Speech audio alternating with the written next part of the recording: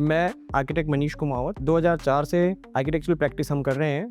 मेरी फर्म का नाम देखमे आर्किटेक्ट्स है। ऑलमोस्ट 10 to 15 लोगों का हमारे पास स्टाफ है। आर्किटेक्चर फील्ड के अंदर में हम सभी तरह के प्रोजेक्ट्स करते हैं, बैंगलोर, इंस्टीट्यूशनल, हॉस्पिटैलिटी, बट जो हमारी स्पेशल एक्सपर्टीज है वो है गवर्नमेंट प्रोजेक्ट्स। हमने काफी ऑडिटोरियम्स बनाए हैं। Right now we are doing very big auditorium in Jaipur in RUHS campus, almost 1700 capacity. अभी रिसेंटली हमने एक बैंगलोर डिजाइन किया है, जयपुर का well known Sanganer Malpura gate, जहाँ पे पहुंचना भी एक टास्क है। उस जगह पे हमने एक ऐसा बैंगलोर डिजाइन किया है। जो क्लाइंट है उनके साथ हमारी जब फर्स्ट मीटिंग हुई, उनकी एक 500 गज की लैंड थी, साउथ वेस्ट कॉर्नर था। तो क्लाइंट की बेसिक रिक्वायरमेंट्स को मीट करना उस एरिया में एक बहुत बड़ा चैलेंज था। पहली चीज की पार्किंग, बहुत ही नैरो रोड के ऊपर में उस प्रॉपर पार्किंग के साथ में वो घर डिजाइन करना।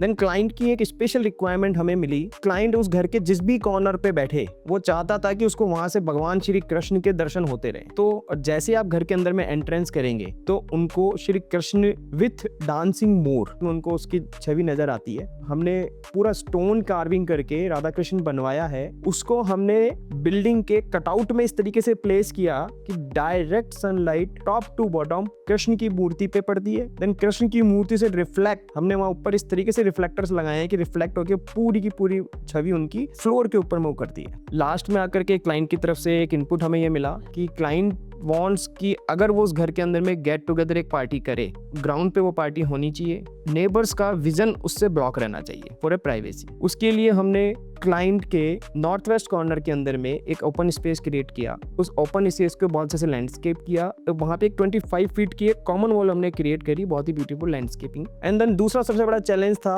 क्लाइंट की तरफ से कि साउथ वेस्ट कॉर्नर था, दोनों साइड रोड थी, उनको घर के अंदर में प्रॉपर लाइट भी चाहिए और साउथ वेस्ट के अंदर में विजन भी ब्लॉक चाहिए, जिससे कि डायरेक्ट हीट घर में नहीं आ सके। उसके लिए हमने डिफरेंट मटेरियल्स यूज करे। हमने एल्युमिनियम की परफोरेटेड जाली with aluminium panels, powder coated aluminium panels हमने उसमें यूज करे, जिसके थ्रू हम उनके विजन और डायरेक्ट सनलाइट को ब्लॉक कर पाए। इसके अलावा क्लाइंट को एक रूफटॉप चाहिए था, जो हमने बहुत ही इनका खूबसूरती से उसको डिजाइन किया।